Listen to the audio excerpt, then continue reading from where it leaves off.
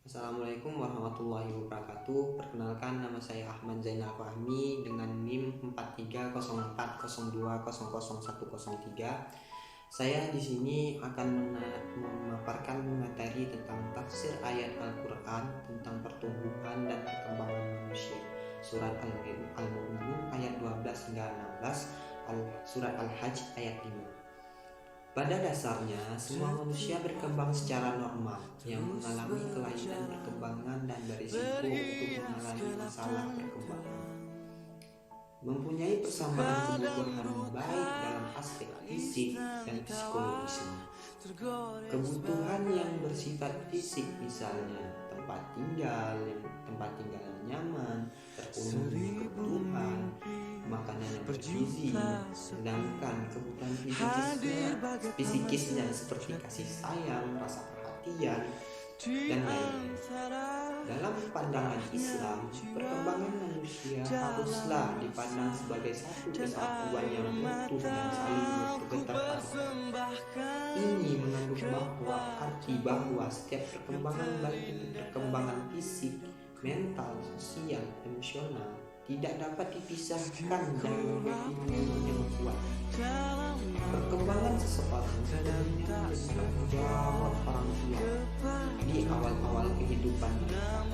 Maka dari itu, orang tua memiliki peran yang terkait dengan perkembangan seseorang hingga mereka masih berada pada masa kanak-kanak. Ketika perkembangan tersebut diabaikan, kemungkinan besar tahapan perkembangan seseorang akan mengalami gangguan. Quran Surat Al-Mu'minun tafsiran ayat 12 dan 16 yang artinya, dan sesungguhnya kami telah menciptakan manusia dari saripati yang berasal dari tanah. Kemudian kami jadikan saripati itu menjadi mani yang disimpan di dalam cangkang pokok, yaitu rahim. Kemudian air mani itu kami jadikan segumpal darah, dan segumpal darah itu kami menjadikan segumpal daging, dan segumpal daging itu kami jadikan tulang belulang. Lalu tulang-tulang itu kami bungkus dengan daging. Kemudian kami jadikan dia makhluk yang berbentuk lain. Maha suci Allah, pencipta yang paling baik. Kemudian sesudah itu sesungguhnya kamu sekalian benar-benar akan mati. Kemudian sesungguhnya kamu sekalian akan dibangkitkan dari kubur di hari Quran Surat Al-Hajj ayat 5.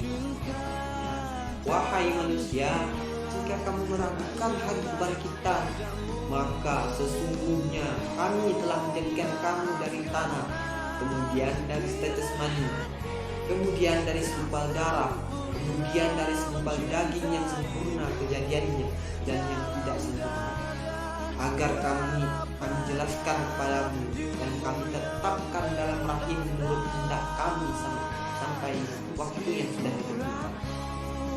Kemudian kami mengeluarkan kamu sebagai seorang bayi, kemudian dengan berangsur-angsur kamu sampai kepada usia dewasa. Dan di antara kamu ada yang menempatkan dan ada pula di antara kamu yang dikembalikan sampai usia yang sangat tua dan pikun, sehingga dia tidak mengetahui lagi sesuatu yang telah dikatakan. Dan kamu lihatlah bumi yang kering. Kemudian apabila telah kami turunkan air yaitu hujan di atasnya, hiduplah bumi itu dan menjadi subur dan menumbuhkan berbagai jenis pasangan tumbuhan yang indah.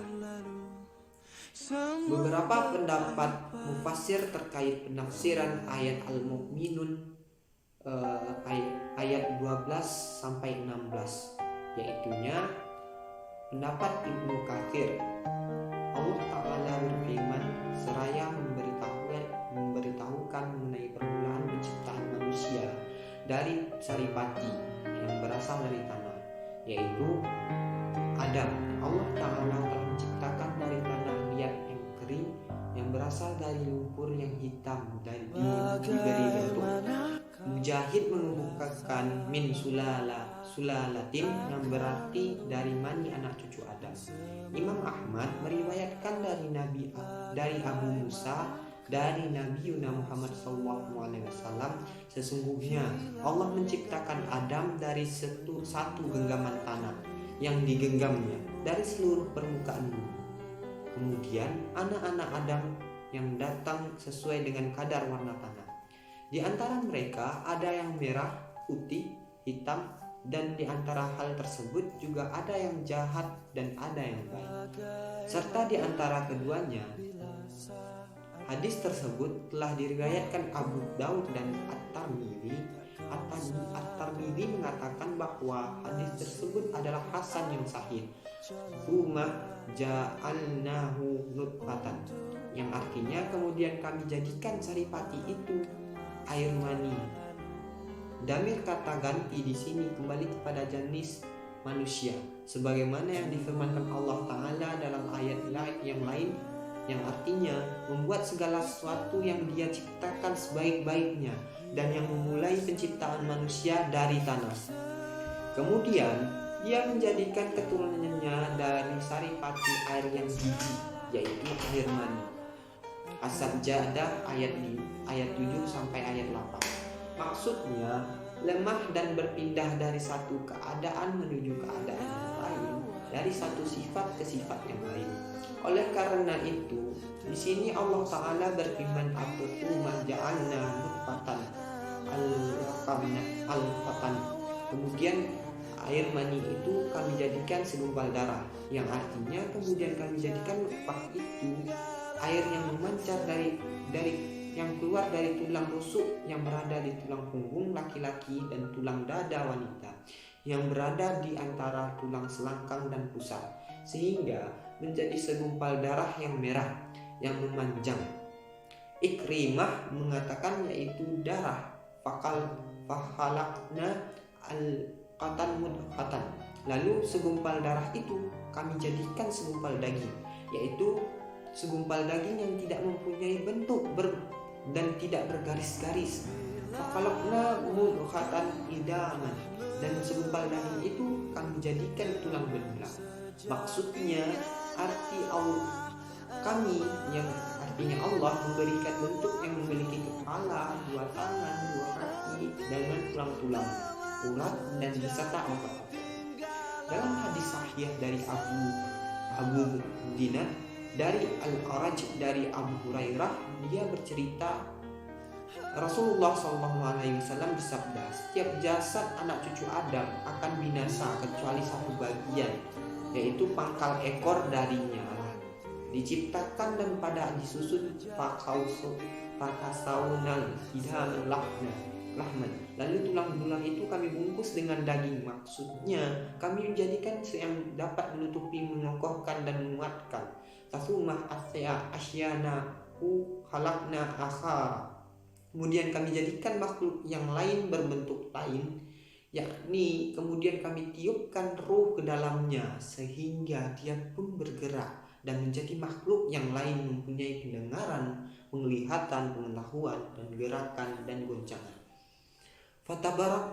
Fatabarakallahu ahsanul khalaqin, yang artinya Maha Suci Allah, pencipta yang paling baik. Al-Aufi menceritakan dari Ibnu Abbas, "Tasumma asyanahu khalaqna akhara," yang artinya kemudian kami jadikan dia makhluk yang bentuk lain, yakni kami pindahkan dari satu keadaan menuju keadaan yang lain sehingga lahir sebagai seorang anak. Setelah itu tumbuh sebagai anak kecil. Lalu ia mengalami masa puber dan tumbuh menjadi remaja. Selanjutnya tumbuh menjadi dewasa, kemudian menjadi tua, sehingga akhirnya menjadi tua renta. Hal serupa juga diriwayatkan dari Qatadah dan Ad-Dahhak, dan tidak ada pertentangan di mana dari permulaan peniupan ruh ke dalamnya ditetapkan pada berbagai proses dan keadaan. Wallahu a'lam. Mufassir Ahmad Mustafa yang di dalam kitab Al-Maraghi, dalam tafsir Al-Maraghi, ia mengatakan bahwa diperhatikan tanah, kemudian menguraikan zatnya, maka akan didapatkan mengandung unsur-unsur yang sama dengan unsur yang ada dalam tubuh manusia, yakni oksigen, hidrogen, karbon, gas, belerang, fosfor, kalsium, sodium, klor, besi, tembaga, dan lain-lain. Tidak ada yang dapat lebih membuktikan bahwa ungkapan Al-Quran itu bersifat majazi daripada kenyataannya bahwa tubuh manusia atau hewan atau tumbuh-tumbuhan. Mufassir surat Al-Hajj ayat 5. Menurut Muhammad Quraisyihab, wahai manusia, apabila kalian ragu akan kebenaran kebangkitan kami terhadap kalian akan dari kematian, maka sebetulnya dalam proses penciptaan kalian terdapat bukti tentang kekuasaan kami, yaitu Allah, untuk melakukan hal itu. Kami mula-mula telah menciptakan asal-usul kalian dari tanah. Lalu dari tanah itu kami ciptakan air mani yang pada gilirannya kami ubah menjadi segumpal darah yang padat. Segumpal darah yang padat itu kami jadikan sepotong daging yang ada kalanya berbentuk manusia atau tidak, untuk menerangkan kekuasaan kami, yaitu Allah, dalam menciptakan sesuatu secara berangsur-angsur. Setelah itu, ada kalanya kami membuat kandungan itu gugur menurut kehendak kami, ataupun meletakkan di dalam rahim hingga kandungan menjadi sempurna, hingga kami mengeluarkan kalian dari perut ibu dalam bentuk bayi. Kalian yang masih bayi itu kemudian kami pelihara hingga sempurna kekuatan fisik dan akal pikiran. Setelah itu di antara kalian ada yang dimatikan Allah, dan ada lagi yang dipanjangkan umurnya hingga usia lanjut dan pikun tidak mempunyai daya untuk mengetahui sesuatu. Barang siapa yang mula-mula menciptakan kalian dengan cara seperti itu, tidak ada yang dapat membuatnya tidak mampu untuk mengembalikan kalian lagi. Selain bukti itu, ada bukti lain yang menunjukkan kekuasaan Allah untuk membangkitkan, yaitu bahwa bumi yang kalian dapati kering kerontang itu, apabila kami turunkan air, akan memperlihatkan tanda-tanda kehidupan yang bergerak, mengambang, permukaan yang meninggi akibat air dan udara yang menyela-nyelanya, dan akhirnya munculkan berbagai jenis tumbuh-tumbuhan yang indah, memukau dan membuat senang siapa saja yang